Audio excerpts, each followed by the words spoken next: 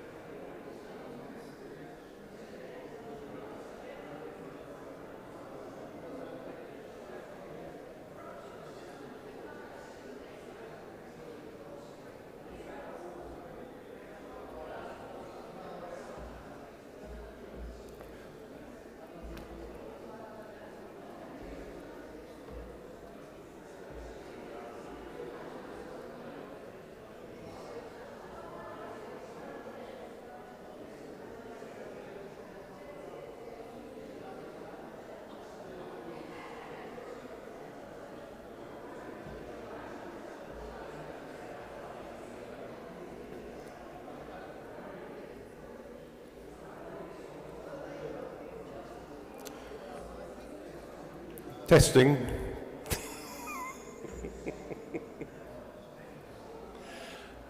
Can we make a start, please?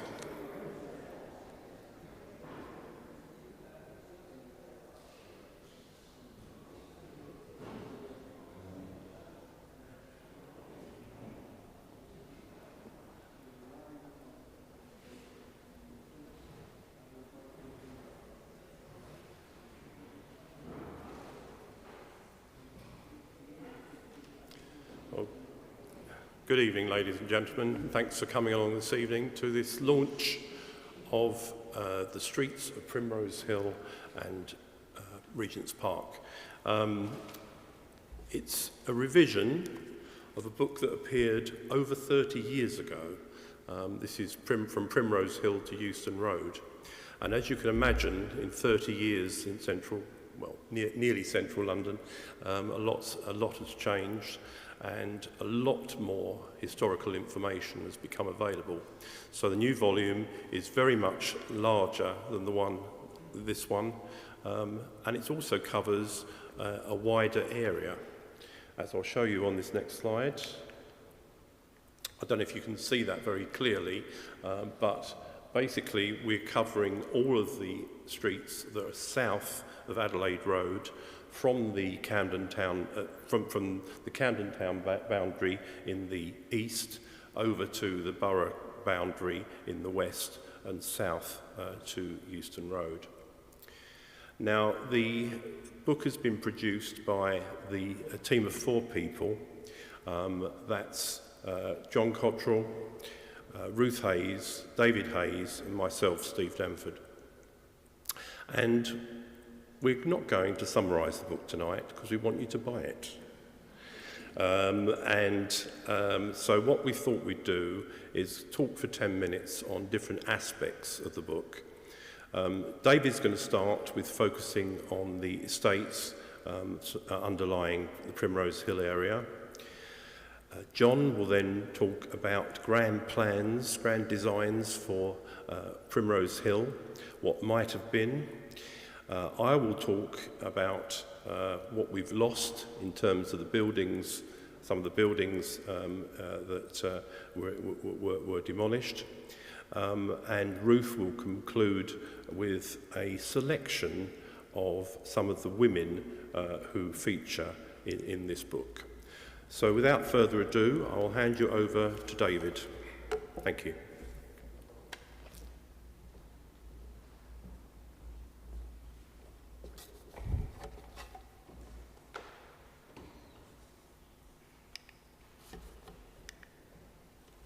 Oh, thank you, Steve. This map shows all the estates underlying the streets in the parts of Camden covered by the book. I'd have liked to talk about all of them, but as time is short, I'll just talk about given that where we are tonight, I'll talk about the two estates that mainly underlie the Primrose Hill area. And beginning with the Southampton estate. This stretched all the way up from Fitzrovia to Highgate, up the western side of St Pancras Parish. It corresponded to the medieval prebendal manor of Tottenhall, which the freehold of which was held by St Paul's Cathedral. Until it was demolished in 1808, the manor house of Tottenhall stood near the bottom of Hampstead Road. It was known as Tottenham Court, and it was more or less where the Euston Underpass is these days. Tottenhall Manor belonged to members of the Fitzroy family, one of whom became Lord Baron Southampton. Henry Fitzroy, the first Duke of Grafton and Earl of Euston, was an illegitimate son of the philandering King Charles II. When he was aged 15, he married 12-year-old Isabella, Countess of Arlington, and through that marriage, the manor of Tottenhall came into the Fitzroy family.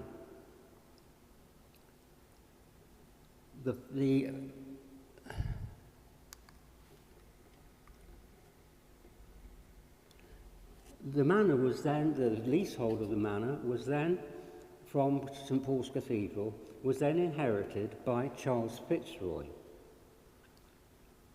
In 1768, his elder brother, the third Duke of Grafton, helped his brother Charles, when he was as Prime Minister, to obtain an Act of Parliament enabling Charles to purchase the freehold, virtually the effective freehold, of Tottenhall simply by paying an annual ground rent to St Paul's Cathedral. In 1780, Charles became the first Baron Southampton, and 4 years later, he rounded off his estate by adding to it what was left of the manor of Rugmere.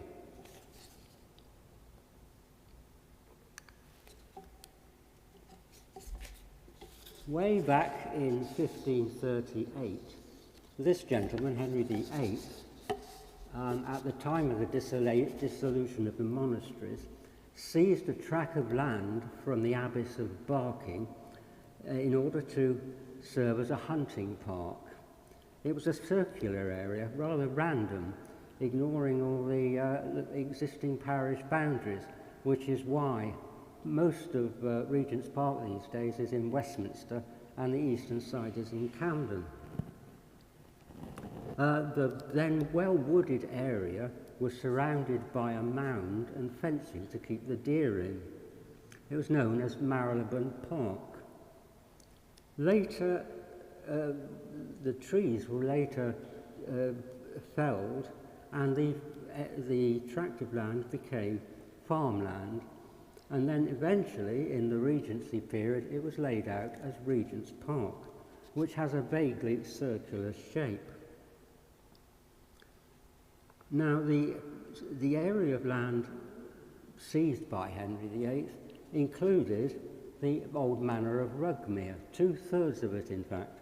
The remaining third remained outside the royal park, and it's that third that Charles Fitzroy added to his estate, and in which the present, what we now know as Primrose Hill Village, was developed. Well before 1840, the Southampton estate, in its more southerly reaches, was already built up. and the more northerly parts had already been sold either to build the Regent's Canal in the 1810s or the London and Birmingham Railway in the 1830s.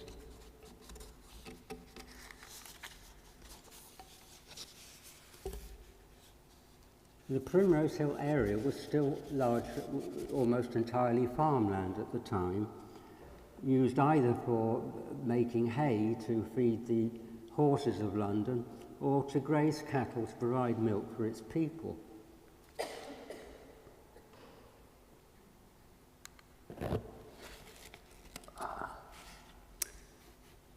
Charles Fitzroy's grandson, also known as Charles, and the third Baron Southampton had succeeded to the title at the age of 6.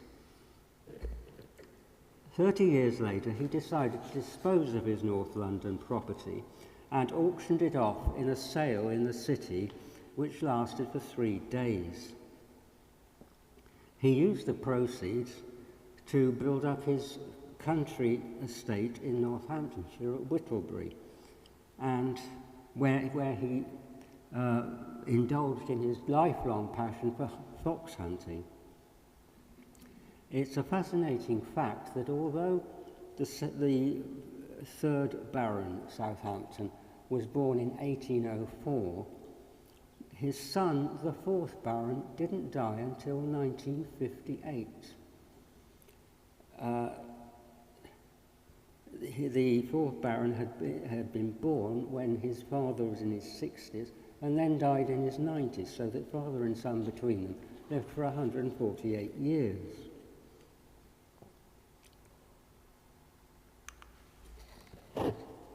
The numerous numbered building plots in the sale were offered freehold and developed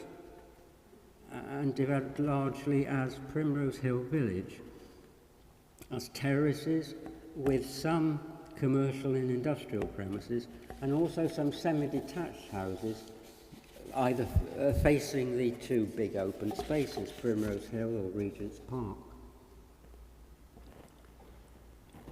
Development was a very slow process and lasted a whole 40 years. Mercifully, lots on the lower slopes of Primrose Hill were not built on. The Crown bought them from the Southampton estate, and then shortly after incorporated them into the proposed new public park that Primrose Hill was to become. Here at St Mary's, we are in the southern part of the former Eton estate, also known as Chalcots. Historically part of Belsize Manor in the parish of Hampstead, the estate also extended north of the area in our book, between Swiss Cottage and Haverstock Hill. The name Chalcots derived from the Old English colricote, meaning cold dwelling, and until the 19th century it was farmland, with two farms called Upper and Lower Chalcots. The lower farm became known as Chalk House Farm and then as Chalk Farm, and that's the name by which the whole district was known generally until the 1960s, when the rather more twee name of Primrose Hill came to be applied. The Chalk Farm name has nothing to do with the underlying soil, which of course is heavy clay. The story of Chalcots goes back 800 years to 1191, when Alexander de Barenton bequeathed the Chalcots land to the Hospital of St James, a leper hospital on the site of St James's Palace.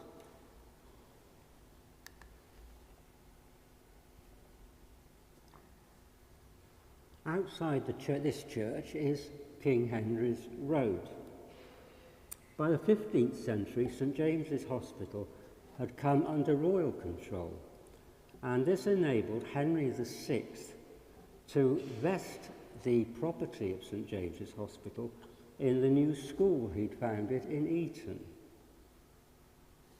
At the Reformation, Henry VIII seized the leper hospital, or the hospital as it still was, but the Chalcots land miraculously escaped his seizure because it was regarded as of little value. The area is somewhat more valuable today.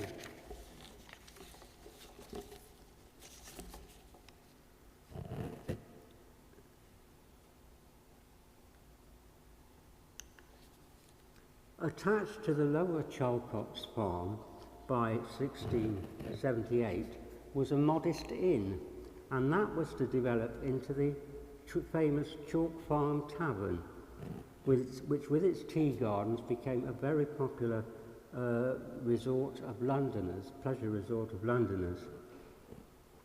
Its Victorian rebuild is today the Lamonia Restaurant in Chalk Farm in Regent's Park Road. Meanwhile, as London grew, the Protestant and Fellows of Eton realised the development potential of their estate. A private Act of Parliament was obtained, enabling Eton, although a charitable institution, to issue long leases for building sites.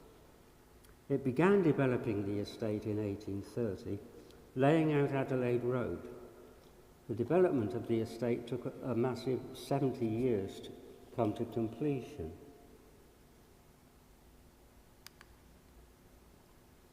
In the 1830s, the London and Birmingham Railway cut through the estate.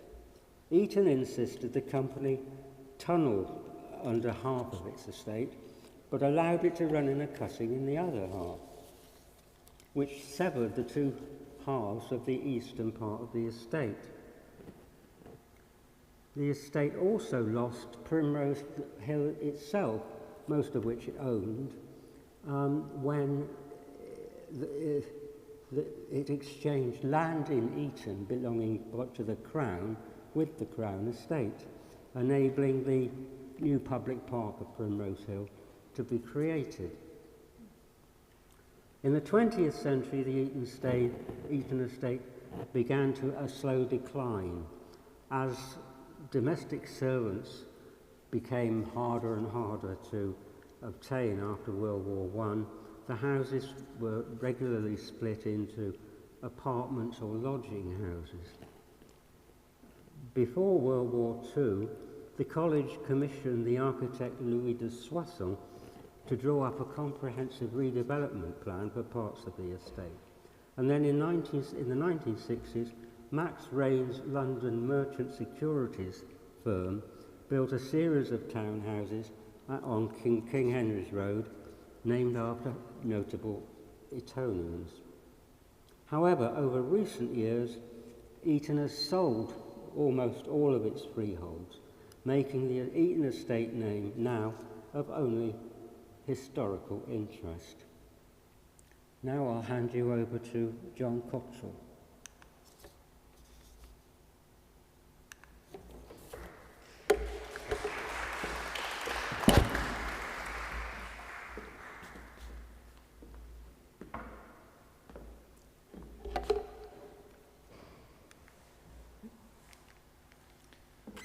Good evening. Sorry, I beg your pardon. Good evening. Primrose Hill has attracted more than its fair share of grandiose schemes over the years, most of them utterly impractical and doomed to failure, which is probably a good thing because we might have lost a very pleasant park. The reason for this, of course, is its location. An elevated viewpoint, surrounded until the middle of the 19th century by open fields, yet only a short walk from the West End and the metropolis. Quite a common idea was to plonk a colossal statue on top of the hill, and the watercolour we're looking at here shows a figure of a seated Britannia, which was proposed by an architect named James Pennethorne in 1841. Now, James was a well-respected figure. He was, in his early career, he was closely associated with John Nash. And in fact, at the time he made the proposal, he was surveyor to the Crown Estate, so he was no outsider. He was an establishment figure, but the scheme went no further. Possibly it was a little bit of whimsy, I don't know, but obviously it never came to pass. Similarly, there was a proposal in the following decade, in the 1850s, for a colossal statue of William Shakespeare. This would have been similar to the Statue of Liberty in that it was going to be a hollow statue containing ladders and platforms which would have allowed the visitors to ascend into the head and to look out through the eyes. Kind of creepy, I think. I'm very glad this one never happened. The proposal came from a sculptor named Chardigny. I don't have a picture of the statue, but this we're looking at is a bust of Shakespeare by Chardigny. So it's possible the upper half of the statue would have looked something similar to this. Many of you will be aware that at one time there was a very large equestrian statue of the Duke of Wellington at Hyde Park Corner.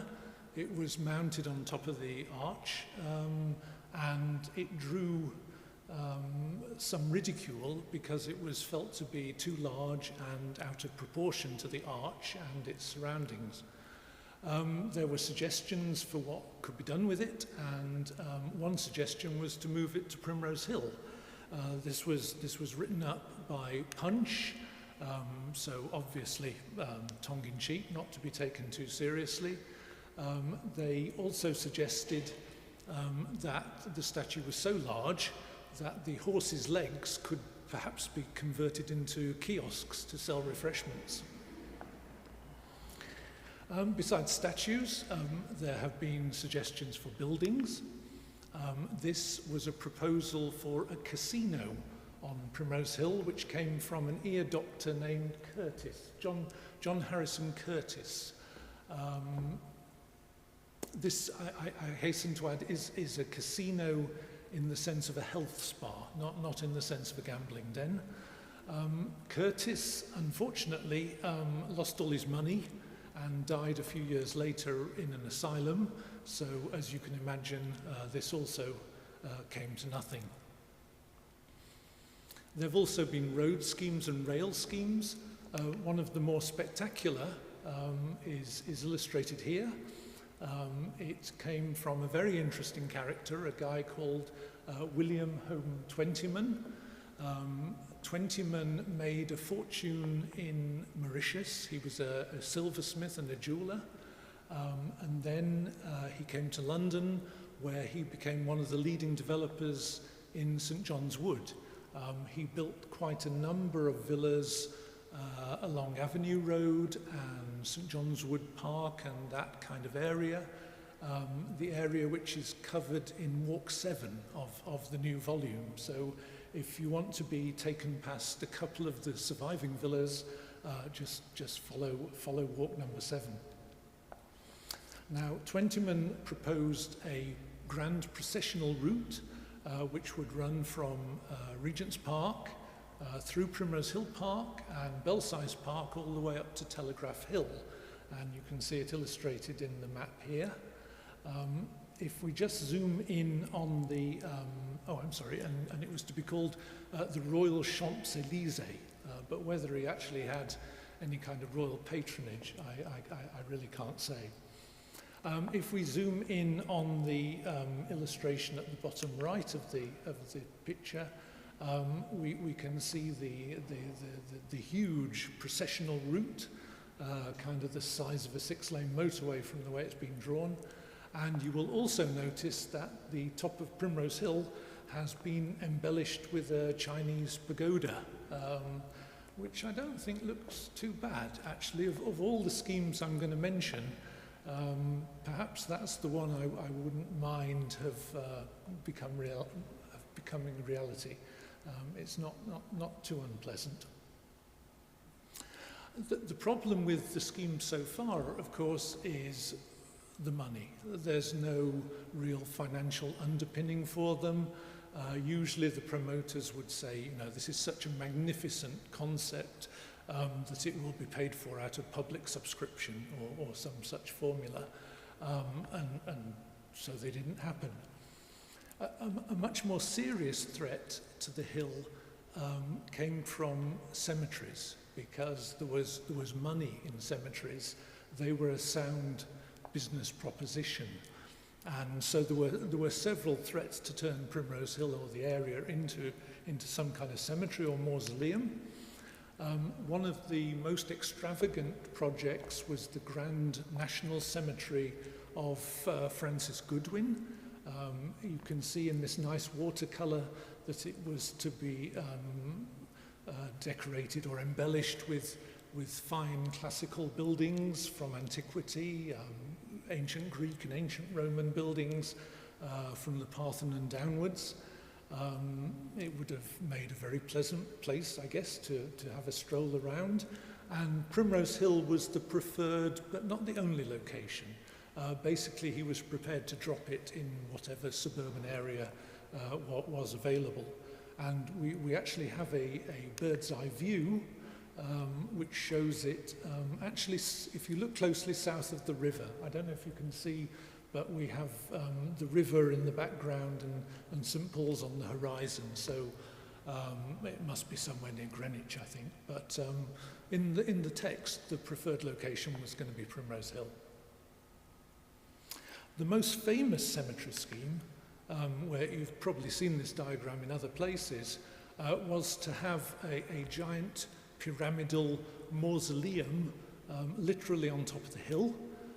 Here we have a diagram. This was a scheme by Thomas Wilson.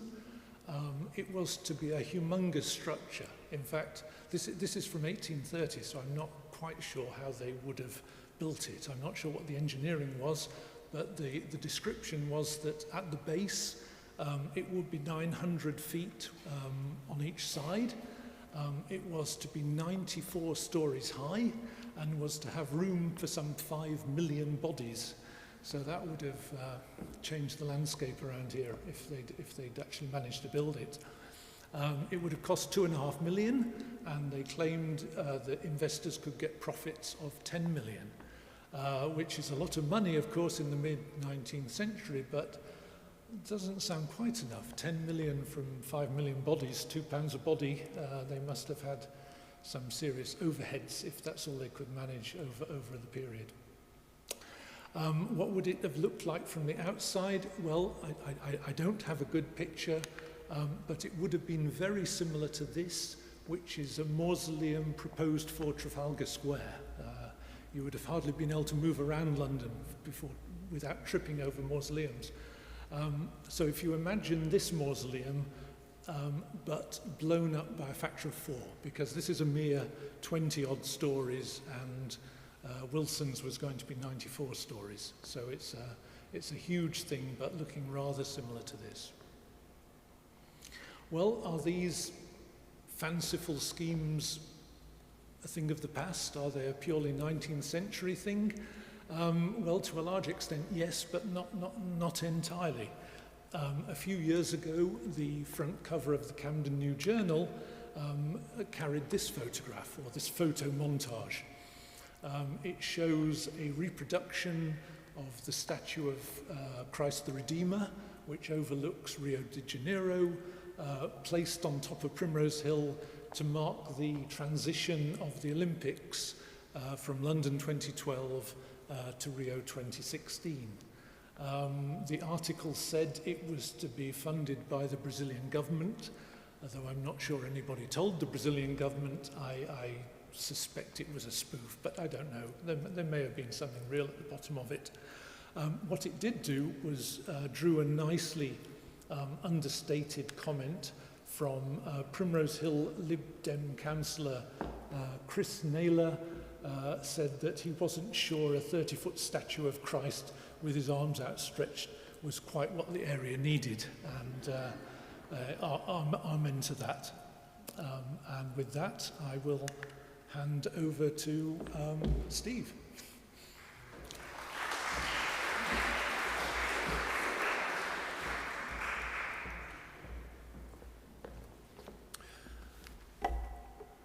Right, this is what I'm going to talk about, lost buildings in the area. Alongside the grand Nash terraces that front Regent's Park, you will see this building, which is Cambridge Gate. It was built in 1876 by Archer and Green, and very, very grand, but it replaced the Colosseum. Now, this was called the Colosseum. This was designed by Decimus Burton in 1824 and completed in 1826. And it was built to house a grand panorama of London, which a vast sort of painting, which was done by a young artist called E.T. Paris from some drawings which Horner had done, suspended from a cabin above St Paul's Cathedral. This is, I don't know if you can see, this was to reach the painting. You go up a hydraulic lift, and it was really one of the grandest sort of designs of the day. It gives you more of an impression of what you would see when you went up the lift. The painting wasn't opened until 1829, because unfortunately the proprietor decided to abscond with leaving them £60,000 in debt. But in 1829, here we've got some fashionables parading around in front of the Colosseum. I mean, it's called the Colosseum because it was colossal rather than what it looked like. It looks more like the Pantheon, I think you'll agree, in Rome. After it had opened, there were various things added to it. There was a stalactite grotto, a jungle with stuffed animals, a sculpture museum, an Italian ruins, a Swiss cottage, and a concert hall. There was also an ice rink, and the South Lodge had a camera obscura. So it was fun for people of the day. But ultimately it was a failure. Here we go. This is a photo taken in its final days before it was closed down in 1863 and then demolished 12 years later for Cambridge Gate. Just north of the Colosseum was the St Catherine's, is the St Catherine's Foundation. This moved here when its medieval precinct close to the Tower of London was taken for the building of St Catherine's Dock in 1825. And as you can see, it's got a new chapel in a sort of 15th century style, surrounded by Tudor-style buildings for the foundation officials. The main official was the master, and he had a house all to himself. And this stood in Regent's Park itself. It's owned 2 acres of grounds. What happened was that you can see it's in Gothic style as well. What happened to this was that the foundation decided to sell it off in 1880, and a succession of private individuals lived there. The last was she was an American lady called Mrs. Salomon, and she decided to give the building to the American Red Cross to open a hospital for officers. This shows a painting of the fountain, and this last one shows it converted. You can see the fountain again. You can see some nurses there, This was when the hospital opened. It was known as the St Catherine's Lodge Hospital. It was the first patients arrived in August 1917. And then 2 years later, the West End Hospital for Nervous Diseases took over the building. Took over that building. Unfortunately, during the Second World War, the hospital was hit by a V1 flying bomb, and the patients were moved out, and the derelict building stood in Regent's Park right up until 1950, but then it was taken down and the land was became part of the park. Now we move into Primrose Hill. This is 6 Gloucester Road. It was the home of George Bassett. Now the Bassett family did a lot of development in the southern part of Primrose Hill near to Regent's Park. And this was the home of George Bassett, and it was designed by his son Henry, who did a lot of Italianate villas nearby. Here's a sort of selection of the buildings, sort of montage for you. Now, unfortunately, in 1971, Camden Council decided that all these should be pulled down, and it caused a bit of a furore at the time. They were supported. The public was supported by Victorian Society and Nicholas Pevsner. This is what was built on the site. These are the flats of Darwin Court. There was one good thing came out of it though, because the Primrose Hill Conservation Area was formed as a result of this sort of fight with the council. Now, facing Primrose Hill, you've got some new, rather modern flats on the, I think I can point with this. Yeah, this on here, on the right, this is Meadowbank, a 10-storey block, and these here. On the site of Meadowbank, there were Victorian villas like this. This one was on the corner on the site of Meadowbank, and just to the north of it was another, some larger villas, including one of which I don't have a picture, but it was called The Hall, and it was built for an engineer called Nathaniel Holmes, who had been involved in lots of submarine telegraph cables, the largest one being one that ran all the way from Moscow to Vladivostok, some 12,000 kilometres. Now, his hobby was something else. He liked playing the organ, and so much so that he decided to build a house around one of the largest organs ever built. So the organ itself was 30 foot across and 50 foot high, and so his music room surrounded this organ.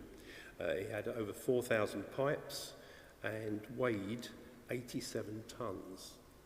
Now, you can imagine that the cost of building this bankrupted him, and so it proved. The hall, though, was home in 1881, just for the 1881 season, to Adelina Patti, the opera singer, and this is where she stayed in 1881, and as noted in newspapers at the time. Now, the corner of Fitzroy Road and Regent's Park Road was comprehensively redeveloped in the 1960s, as you can see. This is known now as the Oldfield Estate.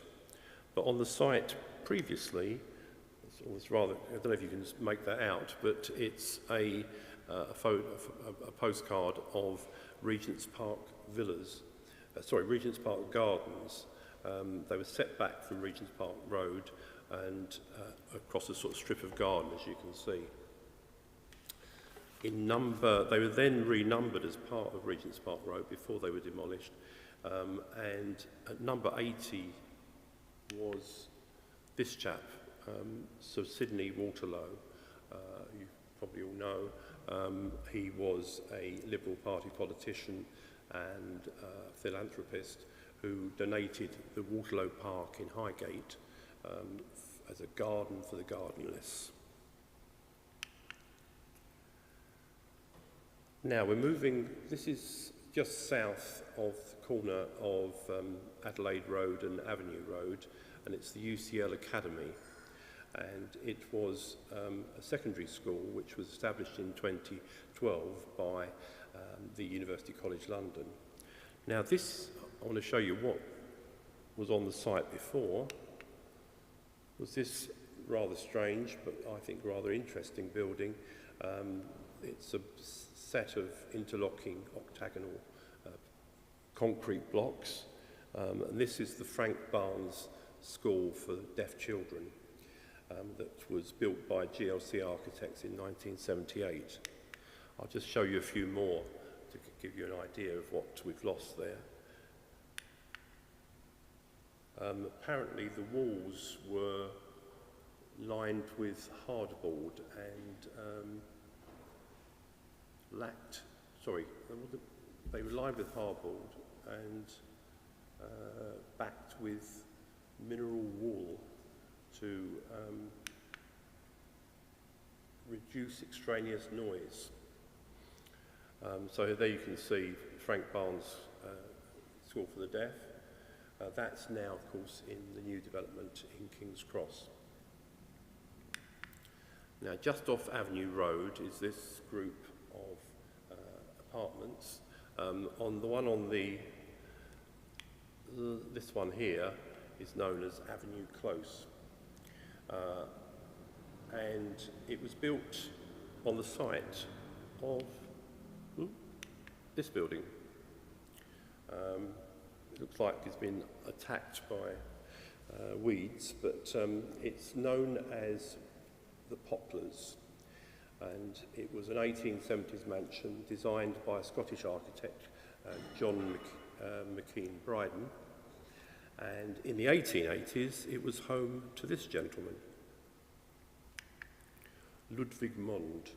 And he had a lab in his garden, and he was a chemist who industrial chemist, who founded a sort of a dynasty of chemists who ultimately went on and founded ICI. In a lab in his garden, he supposedly discovered a way to purify nickel, which when added to steel greatly increased its strength. And the Mond Nickel Company enjoyed a period of virtual monopoly of nickel production within the British Empire. So it's made him incredibly rich, but he was also a collector of paintings, and he donated on his death in 1909 an outstanding collection of early Italian paintings to the National Gallery. Now, not far from the last block there is Avenue Road, which, as you all know, is one of the most expensive areas of real estate in the country, if not the world. The polygon, where is it? I've just gone off it, haven't I? There we go. This is the polygon, which was put up in 1959. And it was built over the site of this building, which is a rather interesting church, St Paul's Church. It's a remarkable design by Toulon, SS Toulon, and it was built in 1859. And it suffered minor bomb damage in 1940, but was actually then demolished in the next decade, in the late 50s. Now, moving out of the Primrose Hill area into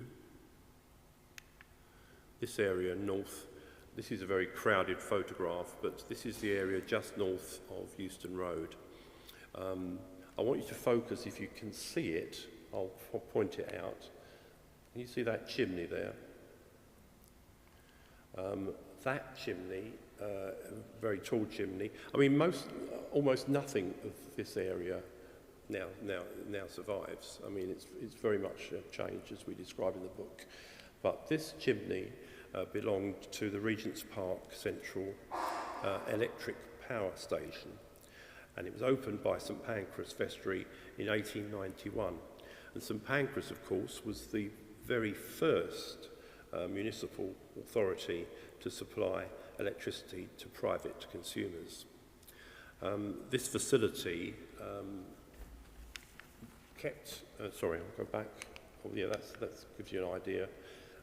This facility generated power until 1925, when it became a substation.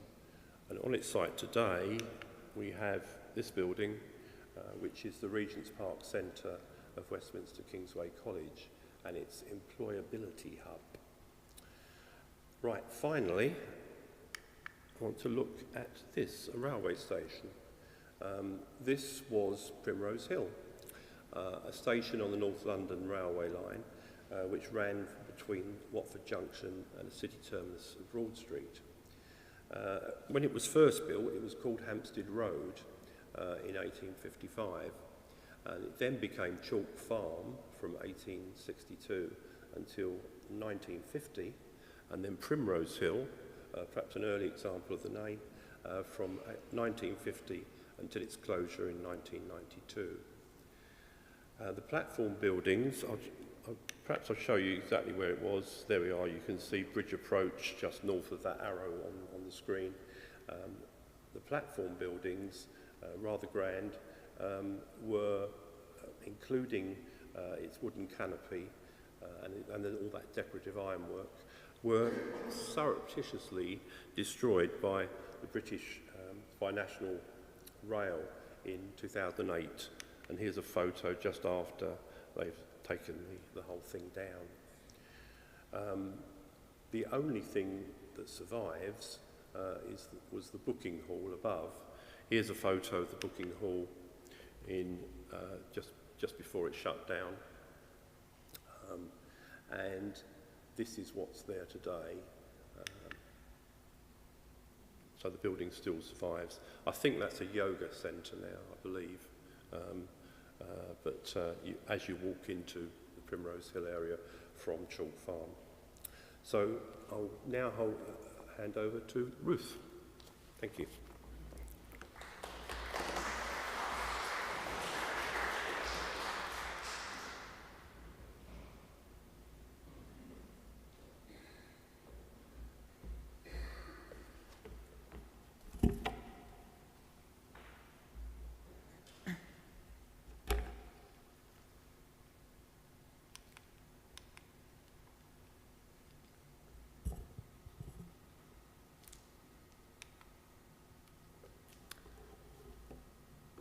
The Tate Britain exhibition in 2024, Now You See Us, noted as far back as the 17th century that women writers, poets, playwrights and artists had started to petition for their rights and for equality of access to education.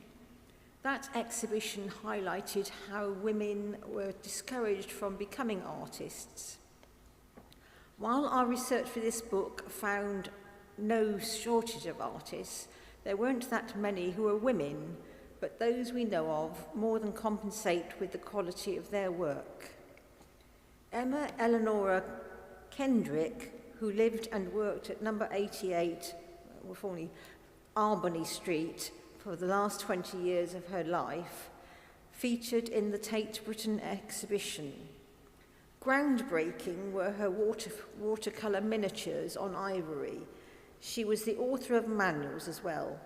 I've chosen this picture by Kendrick, now somewhere in the United States, to represent women artists because I couldn't find any portraits I could use, whether for reasons of copyright or in the instance of Hannah Gluck or Gluckstein, a deeply unattractive face. Sylvia Goss worked with Walter Sickert at 209 Hampstead Road before they moved to the better-known Rowlandson House on the east side of the road, for which see Streets of St Pancras. You may have come across information in the Cumberland Market open space to the effect that Goss had a studio in Grimble's vinegar factory, something we've not verified conclusively, so not in the book. Another artist, Madeline Knox, also worked with Sickert and Goss in Hampstead Road. Scottish-born Anna Zinkison, who lived from 1901 to 76, and her husband, Colonel Guy Heseltine, lived at 8 St Andrew's Place from 1924 to 41. She was a book designer and illustrator who, with her sister Doris, painted murals on ocean liners such as the Queen Mary. A self-portrait of circa 1944 in room 29 at the National Portrait Gallery shows her as a volunteer nurse and medical artist at St Mary's Hospital, Paddington. Artists Edith and Arthur Rackham lived in Charlcote Gardens, just outside our area, but shared number 3 Primrose Hill Studios in 1904 to 06. She was a portrait painter.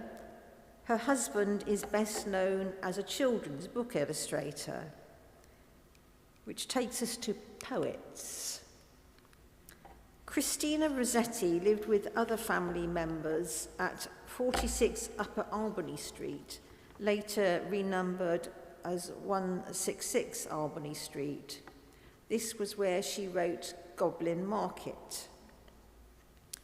Sylvia Plath, with husband Ted Hughes, lived at 3 Charlcote Square from January 1960 to August 1961. In late 1962, now separated from Hughes, she moved to 23 Fitzroy Road, previously the home of W.B. Yeats, where sadly she killed herself in February 1963. Sarah Coleridge lived at 10 Chester Place from 1837 to 1852 and espoused the work of her father, Samuel Taylor Coleridge, controlling access to his unpublished writings and monitoring their publications. Moving on to actresses, there is no shortage, here represented by Ellen Terry, who, aged 14 in 1861, lived in Stanhope Street with thespian parents and 7 siblings, and was on stage in a melodrama at the New Royalty Theatre in Soho. Cleo Sylvestre, who died aged 79 in 2024, grew up in high-rise Derwent in Robert Street. She was briefly a singer. In her 1964 single, To Know Him Is to Love Him, she was backed by the Rolling Stones. Trained at the Italia Conti Academy, Cleo embarked on an impressive acting career, appearing on stage and in many TV series. In 1969, she became the first black actress to play a leading role at the National Theatre. Glenda Jackson lived at former 34 King Henry's Road from 1961 to 63, doing whatever jobs she could make to make ends meet. Soon after that, she joined the Royal Shakespeare Company, the start of her stage and screen career, and unforgettable for her roles in Women in Love and A Touch of Class, gaining Best Actress Oscars for both. From 1992 to 2015, she served as a Labour MP for one of Camden's constituencies. Which brings us to the role of women in politics, represented here by Emmeline Pankhurst, who with politician husband Richard and 4 children lived from 1886 to 1888 at the former 165 Hampstead Road, where she ran a fancy goods shop. Her women's social and political union campaigns were to come some years later, from 1903. Mary Neal also campaigned for votes for women, but mention must be made of her philanthropic work through her Esperance Club in Cumberland Market. Margaret Bondfield was MP first for Northampton and later Wallsend. She became the first female cabinet minister while living at the former number 65 King Henry's Road from 1929 to 30. Lena Jaeger was a St Pancras and LCC councillor. In 1953, her husband Santo, the MP for Holborn and St Pancras South, died unexpectedly. She was selected as Labour candidate for the by-election and went on to serve as MP from 1953 to 59 and then 1964 to 79. In her work on health issues, she campaigned for legalisation of abortion. She went to the House of Lords from 1979 to 2007 as Baroness Jaeger of St Pancras. She was chairman of the Labour Party from 1979 to 80. She lived at 9 Cumberland Terrace from 1962 to 2006. Beatrice Harraden, a founding member of the WSPU, was born in 1964 at former 32 St John's Wood Park. Her espousal of women's rights is reflected in her work as a novelist. In 1963, she gained a degree in classics and maths, which takes us to a small number of practicing women scientists who were eminent in their field. Botanist Ethel Sargent was born at 45 Regent's Park Road in 1863. She was the first woman to preside over a section of the British Association for the Advancement of Science. She was a strong influence on Agnes Arber. Born in 1879 at 56 Regent's Park Road, Agnes Robertson, she later became the first woman botanist to be elected a Fellow of the Royal Society. There is a blue plaque to her in Ellsworthy Terrace. Zoologist Joan Beecham Proctor was the first female curator of reptiles at London Zoo, designing the Reptile House and the now demolished Monkey Hill. She lived at 8 to 9 St Mark's Square, where she died in 1931, aged only 34.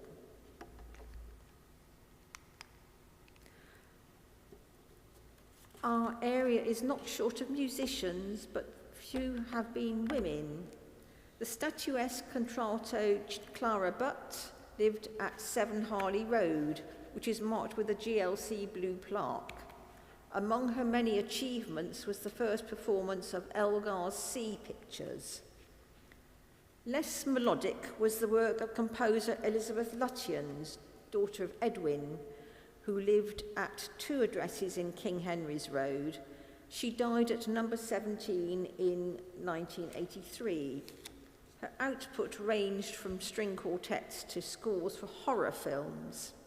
She disparaged composers such as Vaughan Williams, calling their music cowpat. In April 1848, composer Hector Berlioz began the first of 5 visits to London and lodged for 3 months at 26 Osnaburgh Street. With him was mezzo-soprano Marie Recchio.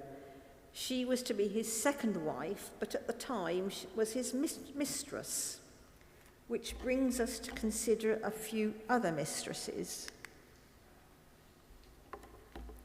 Claire Claremont was also lodging at the same address as Berlioz in 1847 to 48, by which time her days as poet Lord Byron's mistress and mother of his ill-fated daughter Allegra were long gone. She could be described as a middle-aged spinster.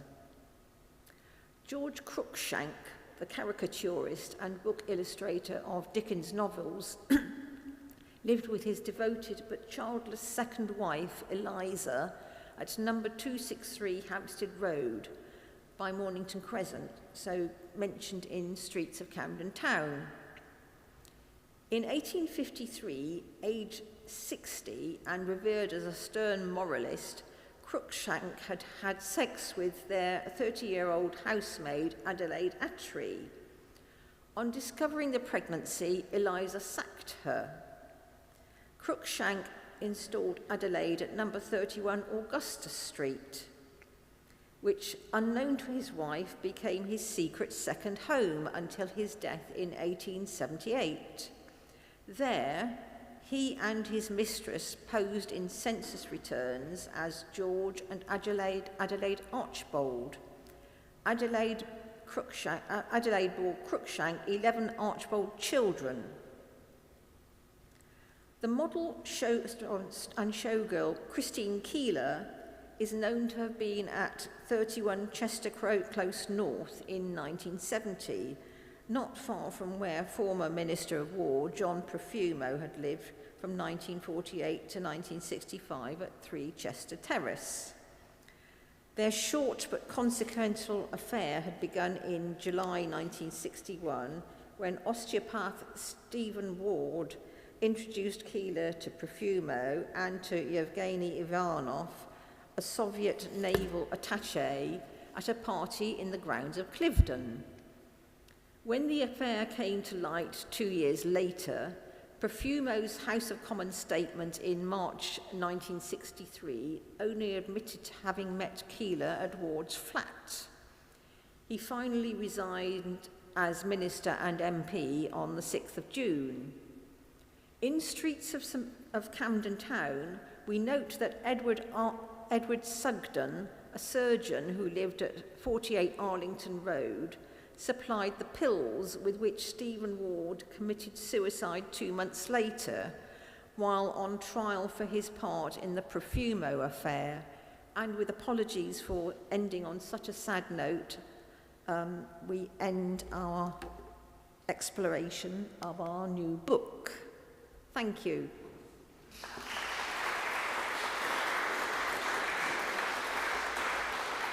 And if anyone is wanting to ask any questions, I don't know, we will be happy to.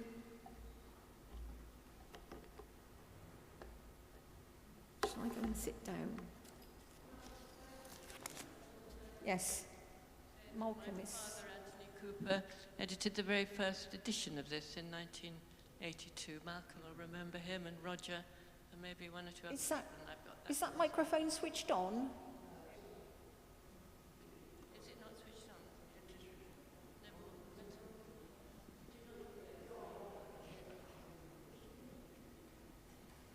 I can't.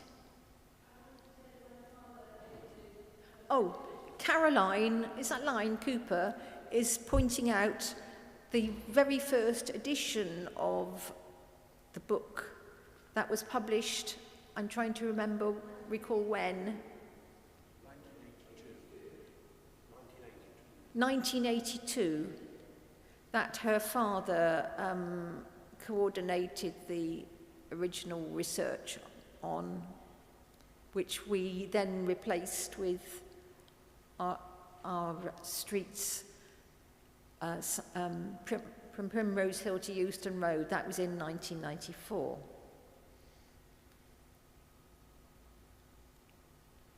Anybody else got a question? Oh, Mark McCarthy.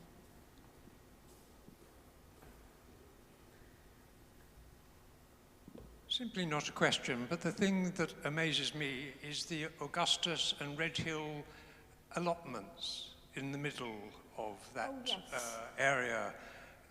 You walk through these 50s buildings, and suddenly there's all this activity of allotment. It's quite surprising, and the closest into London of any allotments that I know. Yes, that's in the middle of, that was originally the Cumberland Basin of the cut that was made off the Regent's Canal that eventually fell into disuse, and it was then covered in rubble from wartime damage and then made into the allotments, and it was a sort of like a centrepiece of the Cumberland Market Estate, which was actually originally a Crown Estate development over many years, and which is now run by Peabody. But the actual allotments, yes, there is quite a thriving organisation there. In fact, many years ago we had a talk about the allotments, and there is also in one of our Camden History Reviews an article about that as well.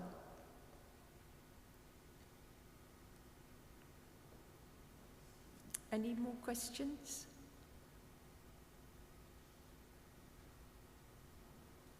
No.